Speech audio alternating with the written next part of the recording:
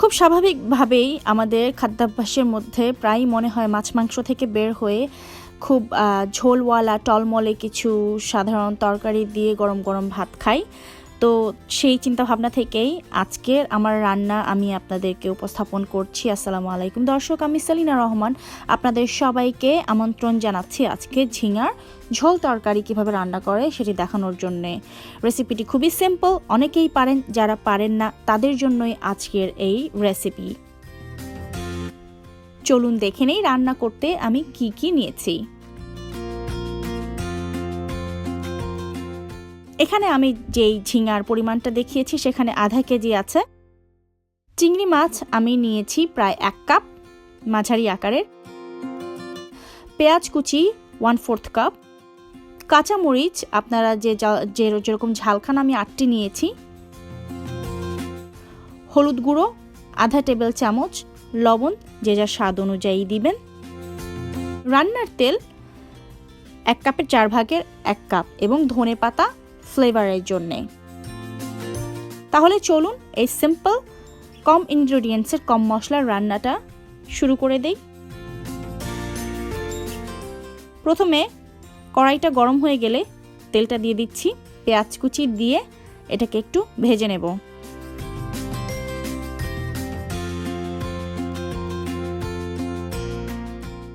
অনেক বেশি ব্রাউন হতে হবে তেমন কোনো কথা নেই, একটু ভেজে সেদ্ধ থেকে একটু বেশি হয়ে গেলেই হবে।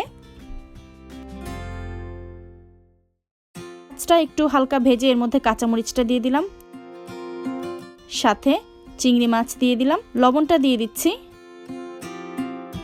এবার ভেজে নেব চিংড়ি মাছটা যেই পর্যন্ত একটু লালচে না হয়ে যায়। হলুদ গুঁড়োটা দিয়ে দিলাম।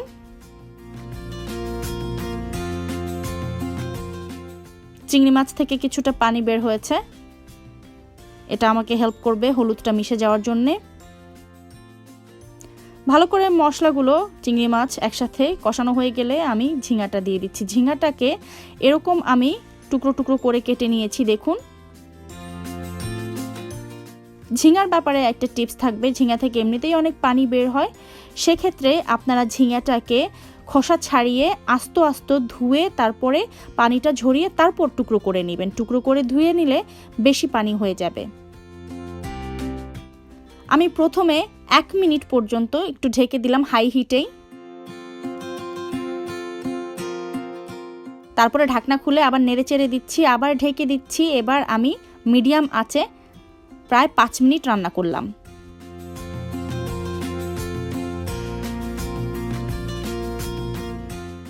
অল্প অল্প করে ঝিঙা থেকে পানি বের হওয়া শুরু হয়েছে, এটাকে আমি আবার ভালো করে নেড়ে দিব।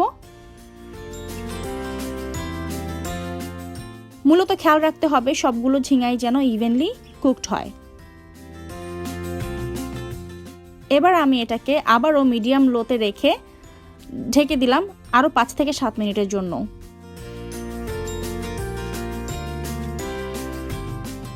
আপনারা দেখতে পাচ্ছেন সবগুলো ঝিঙা খুব ভালো মতো সেদ্ধ হয়ে পানি উঠে এসেছে।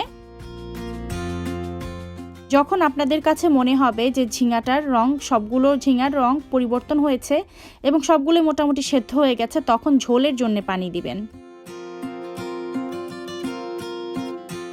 আমি প্রায় 1.5 কাপ পরিমাণ পানি দিয়েছি।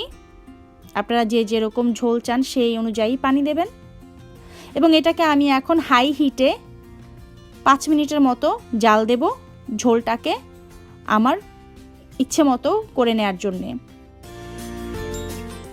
উপরে ছড়িয়ে দিন ফ্রেশ কুচি করা ধনে পাতা। যারা ধনে পাতা পছন্দ করেন না তারা না দিলেও চলবে। ঢাকনাটা এভাবে একটু খোলা রাখলে তাহলে আর তরকারিটা ঘেমে যাবে না। That's it. বাচ্চা থেকে বুড়ো সবাই পছন্দ করবে এবং রোগীদের জন্য, যারা বেশি মশলা পছন্দ করেন না তাদের জন্য তো একদম পারফেক্ট।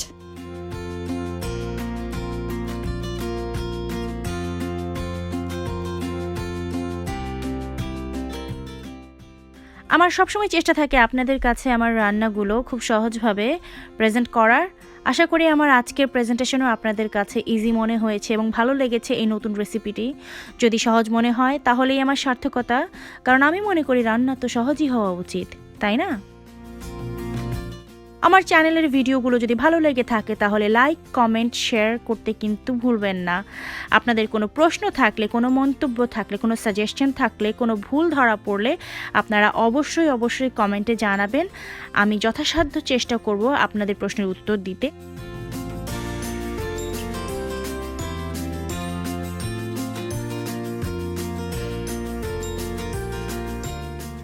এই রেসিপিটি আপনাদের ভালো লেগে থাকলে আপনাদের পছন্দের যেই আত্মীয় স্বজন, বন্ধুবান্ধব আছে তাদের সাথেও শেয়ার করুন। তারাও নিশ্চয়ই এই ভিডিওটি খুঁজছে এবং তাদেরও উপকার হবে। চ্যানেলে 10,000 সাবস্ক্রাইবার উপলক্ষে গিভঅ্যাওয়ে চলছে। আপনারা যদি সেটিতে পার্টিসিপেট করতে চান তাহলে আপনারা লাইক, কমেন্ট দিয়ে পাশাপাশি থাকুন। সেই সাথে আমার ফেসবুক পেজে লাইক করুন এবং আমার ওয়েবসাইট আপনারা সাবস্ক্রাইব করুন। নতুন একটি অ্যাক্টিভিটি আমি শুরু করতে চাচ্ছি আমার চ্যানেলে। আপনারা যারা আমার রেসিপি ফলো করে রান্না করে খুব খুশির সাথে সেটা আমার সাথে শেয়ার করতে চান, আপনারা 1 মিনিটের একটি ভিডিও ক্লিপ আমাকে ইমেল করতে পারেন। ইমেল অ্যাড্রেসটা আমি ডিসক্রিপশন বক্সে দিয়ে দিব। সেই ইমেলে সেই 1 মিনিটের ভিডিও আমি তার পরবর্তী সপ্তাহে আবার আমার নতুন এপিসোডের সাথে অ্যাটাচ করে দিব এবং এভাবে যা প্রতি সপ্তাহেই যারা করবে এবং প্রতি মাসে তাদের মধ্য থেকে আমি একজন বিজয়ী বেছে নিয়ে আপনাদেরকে গিফট পাঠাবো। সেটি কি হতে পারে সেটিও পরবর্তীতে এই গিভঅ্যাওয়ের পরের থেকেই সেই অ্যানাউন্সমেন্টটাও আসবে। কি ব্যাপারটা অনেক এক্সাইটিং না? আমার এই চ্যানেল তো আপনাদের এন্টারটেইন করার জন্যই, এক্সাইটমেন্ট তো অবশ্যই চাই। খুব শীঘ্রই হাজির হয়ে যাব নতুন কোনো রান্নার ভিডিও অথবা আপনাদের রিকোয়েস্ট নিয়ে। সেই পর্যন্ত আপনারা সবাই ভালো থাকবেন, সুস্থ থাকবেন, আমার জন্য দোয়া করবেন। আল্লাহ হাফেজ।